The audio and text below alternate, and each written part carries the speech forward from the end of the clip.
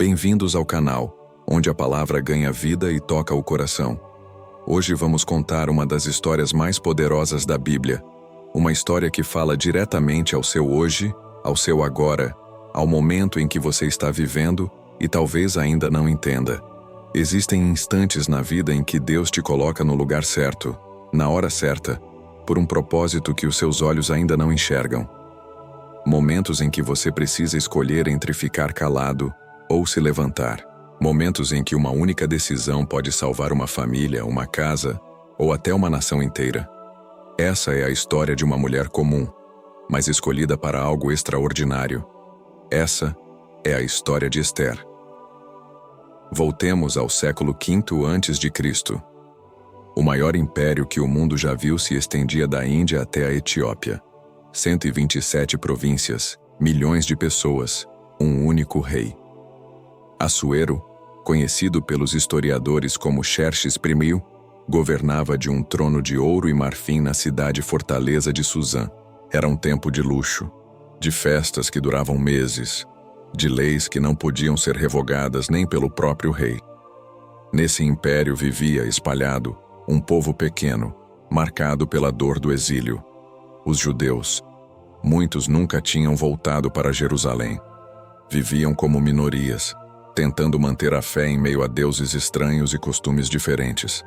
Em Suzã, perto do palácio, morava um homem chamado Mardoqueu, da tribo de Benjamim. Ele havia sido levado cativo de Jerusalém anos antes. Mardoqueu criou como filha uma prima órfã chamada Hadassa, uma jovem de olhos profundos e beleza serena. Em persa, ela passou a ser chamada Esther, que significa estrela. Esther era discreta, sábia, obediente. Não fazia ideia do que Deus estava preparando para ela. Tudo começou a mudar numa festa que durou 180 dias. Assuero exibiu as riquezas do reino para príncipes e governadores. No 7º dia, já embriagado de vinho, o rei mandou chamar a rainha Vasti para exibi-la diante dos convidados. Vasti se recusou. Num instante a recusa virou escândalo. Os conselheiros, temendo que todas as mulheres do reino começassem a desobedecer aos maridos, convenceram o rei a depor Vasti para sempre. Agora o trono precisava de uma nova rainha. Os oficiais do rei percorreram o império inteiro recolhendo as moças mais belas. Entre elas estava Esther. Mardoqueu a orientou. Não diga que você é judia. Ela foi levada ao palácio, entregue aos cuidados de Hegai, o eunuco responsável pelas mulheres. E aqui já vemos a mão de Deus se movendo nos bastidores. Esther conquistou o coração de Hegai, como conquistaria o de todos que a vissem. Ele lhe deu os melhores aposentos, as melhores servas, os melhores olhos. Durante 12 meses ela foi preparada, 6 meses com óleo de mirra, 6 meses com bálsamo e especiarias. Quando chegou a sua noite de apresentar-se ao rei, Esther não pediu nada além do que Hegai sugeriu. Ela entrou na presença de Assuero com simplicidade, com dignidade, com a graça de Deus sobre a vida dela. O rei amou Esther mais do que todas as outras mulheres. Colocou a coroa real na cabeça dela e proclamou um banquete em sua honra. Esther era agora a rainha do maior império da terra, mas ninguém na corte sabia que ela era judia. Mardoqueu continuava sentado à porta do palácio, acompanhando tudo de longe, enviando recados secretos, protegendo sua prima como um pai. Os anos passaram. Um homem começou a subir rapidamente no palácio. Amã, o Agagita. O rei o promoveu acima de todos os príncipes. Ordenou que todos se curvassem diante dele quando passasse. Todo mundo se curvava, menos um. Mardoqueu permanecia de pé. Eu só me curvo diante do Deus de Israel, dizia. Os outros servos avisaram. Você vai destruir a si mesmo. Mardoqueu não se moveu. Amã ficou possesso de ódio. Descobriu que Mardoqueu era judeu e decidiu. Não vou matar só ele. Vou exterminar todos os judeus do império. Amã foi ao rei com um plano diabólico. Há um povo espalhado pelo reino que não obedece às suas leis. São uma ameaça. Permita que eu os destrua e eu coloco 10.000 talentos de prata nos seus cofres. Assuero tirou o anel do dedo, entregou a Hamã e disse: faça como achar melhor. O decreto foi escrito, selado com o anel real e enviado a cavalo rápido para as 127 províncias. No dia 13 do 12º mês, chamado Adar, todos os judeus, velhos, mulheres, crianças, seriam mortos, e seus bens saqueados. A lei dos medos e dos persas não podia ser revogada. A sentença era definitiva. Quando a notícia chegou a Suzã, a cidade ficou em luto. Judeus vestiram saco e cinzas, choraram nas praças. Mardoqueu rasgou suas roupas, cobriu-se de cinza e gritou em alta voz diante da porta do rei. Mandou um recado urgente a Ester. Você precisa falar com o rei. Você precisa interceder por nós. Ester respondeu tremendo. Quem entra na presença do rei sem ser chamado é morto, a não ser que ele estenda o cetro de ouro. E há 30 dias ele não me chama. Então veio a frase que mudou tudo. Mardoqueu mandou dizer: não pense que por estar no palácio você vai escapar quando todos os judeus forem mortos.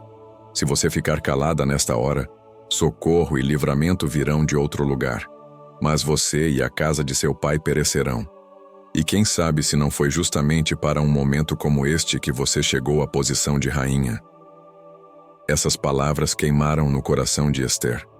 Ela respondeu: vá, reúna todos os judeus que estão em Suzã e jejuem por mim 3 dias, noite e dia. Eu e minhas servas também jejuaremos. Depois irei ao rei, ainda que seja contra a lei. E se eu perecer, pereci. 3 dias de jejum absoluto. 3 dias de oração, de clamor, de súplica. No 3º dia, Ester vestiu seus trajes reais e foi para o pátio interno, bem em frente à sala do trono. O rei estava sentado, o cetro na mão. Quando viu Ester, seu coração se moveu. Ele estendeu o cetro de ouro. Ester se aproximou e tocou a ponta do cetro. O rei perguntou: o que você quer, rainha Ester? Até a metade do meu reino eu lhe darei. Ela respondeu com sabedoria: se for do agrado do rei, venha hoje com Amã a um banquete que preparei. Naquela noite, no banquete, o rei perguntou de novo: qual é o seu pedido? Ester disse: se achei favor diante do rei, venha amanhã com Amã a outro banquete. Lá eu direi: Amã saiu dali inflado de orgulho. Só eu fui convidado com o rei.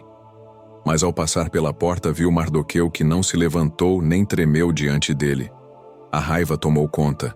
Em casa, sua esposa e amigos disseram: construa uma forca de 50 côvados e amanhã peça ao rei que enforque Mardoqueu nela. Naquela mesma noite o rei não conseguia dormir. Mandou trazer o livro das crônicas e leram para ele.